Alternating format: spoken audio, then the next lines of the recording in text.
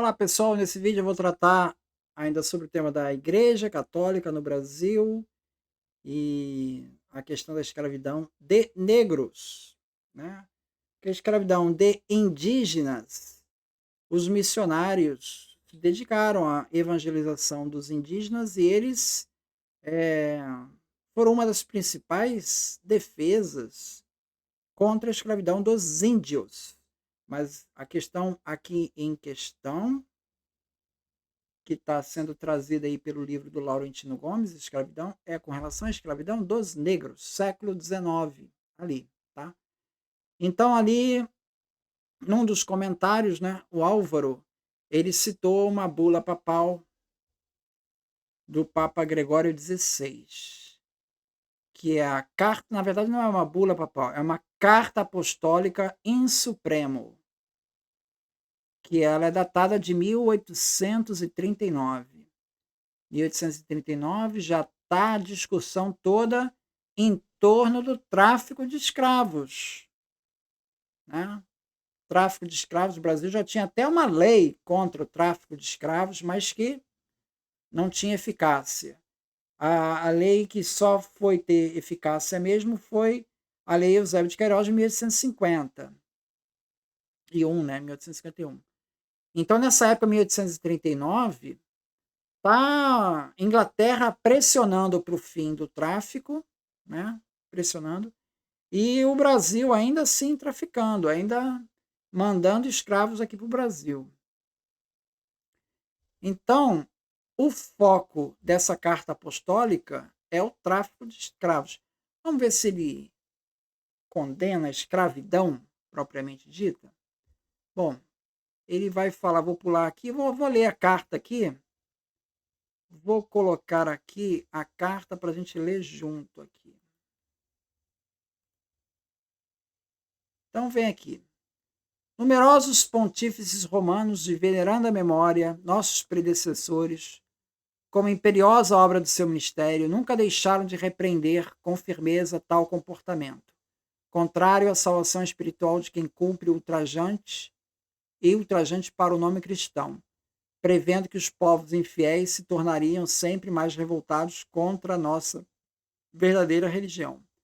Confirmam-no a carta apostólica de Paulo III, de 1537, sobre o Anel do Pescador, endereçada ao cardeal de Toledo, e outra mais extensa, de Urbano VIII, de 1639, ao procurador da Câmara de Portugal.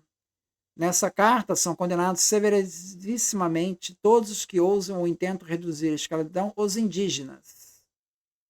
Então, veja, documentos oficiais da Igreja contra a escravidão dos indígenas e, na prática, a prática dos missionários aqui no Brasil foi sempre de combater a escravidão, né?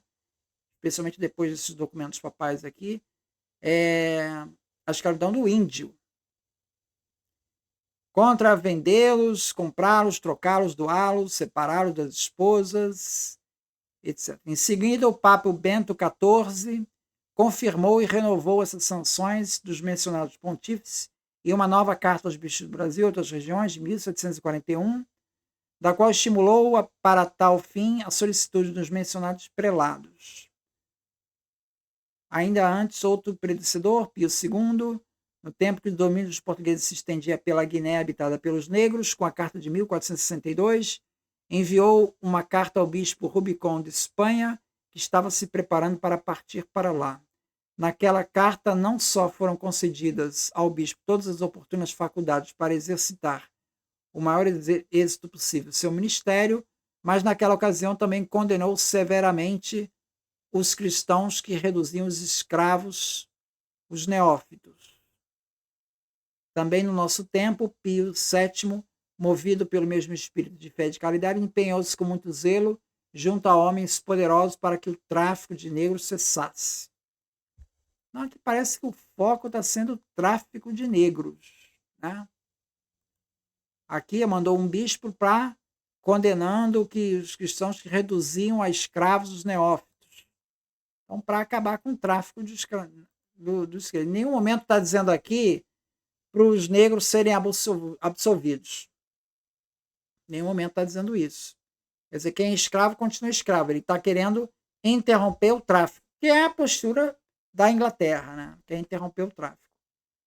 Essa tensão e essas sanções dos nossos predecessores contribuíram muito com a ajuda de Deus para que os indígenas e os outros acima mencionados, aqui se referindo aos negros, né, fossem defendidos da crueldade dos invasores e da cupidez dos mercadores cristãos, mas não o suficiente para fazer com que esta Santa Sé pudesse alegrar-se do pleno sucesso de seus esforços, dado que o tráfico dos negros, ainda que tenha diminuído notavelmente em muitas partes, todavia ainda é bastante utilizado. Por essa razão, nós, querendo fazer desaparecer o mencionado crime de todos os territórios cristãos, que crime é esse? O tráfico de escravos. Após madura consideração, recorrendo também a conselho de vossos venerados irmãos cardeais, seguindo os pegados dos vossos predecessores, com a nossa apostólica autoridade, admoestamos e escorunjamos energicamente ao Senhor todos os fiéis cristãos de qualquer condição, que doravante ninguém ousa fazer violência, desapropriar de seus bens ou reduzir, seja quem for, a condição de escravo, ou prestar ajuda ou favorecer aqueles que cometam tal delito ou querem exercitar um indigno comércio por meio do qual os negros são reduzidos a escravos. Então aqui ele parece que está atacando a questão do tráfico de escravos, né? Então, reduzir alguém à condição de escravo, quer dizer, ele não pode pegar, então, um escravo africano, reduzir a condição de escravo e trazer para o Brasil. Não pode mais fazer isso. O tráfico está proibido. Não está mais como se não fossem seres humanos, mas pura e simplesmente animais. São comprados, vendidos e constrangidos a duríssimos trabalhos. Ademais, quem propõe esperança de novo ganho aos primeiros traficantes de negros provoca também revoltas e contínuas guerras. Condenamos com a apostólica autoridade. Proibimos e vetamos com a mesma autoridade qualquer eclesiástico ou leigo defender como lícito o tráfico dos negros, qualquer que seja o escopo, e de presumir ensinar outros de modo público e privadamente contra aquilo que a presente carta apostólica expressamos. Então aqui ele é ambíguo com relação à escravidão. O que fazer com os escravos que já são escravos? Ele é ambíguo. Ele não ele assim, você não pode pegar um negro lá na África livre e transformar em escravo, trazê-lo para o Brasil. Isso você não pode fazer. Esse tráfico está expressamente dito aqui, ó. Proibimos e vetamos com a mesma autoridade a defender como lícito o tráfico de negros. Está expresso. Agora, com relação à escravidão, não está muito claro. Não está muito claro. Essa condenação clara viria mais tarde.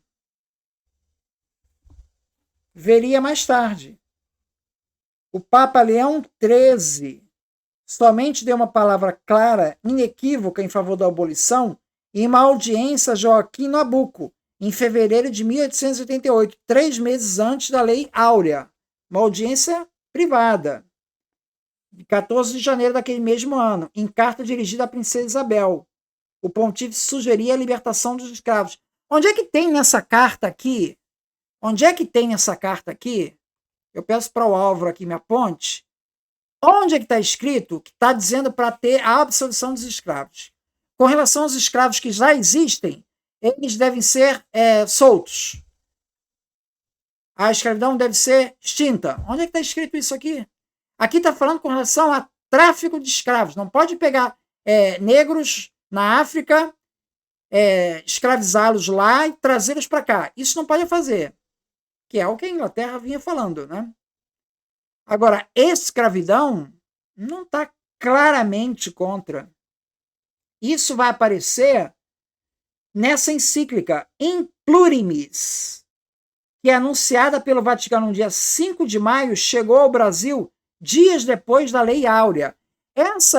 Esse documento claro, né, contundente contra a escravidão no Brasil, vai chegar aqui no Brasil depois da Lei Áurea.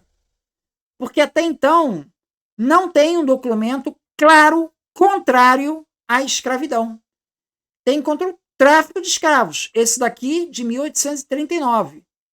Lembrando que já não é uma posição, tá? É uma posição depois da Inglaterra pressionar pelo fim do tráfico. Depois. Então você já não está entrando em conflito com a autoridade da Inglaterra. Tá? Agora, não avança para dizer abolição da escravidão. Não tem isso no texto. Tá?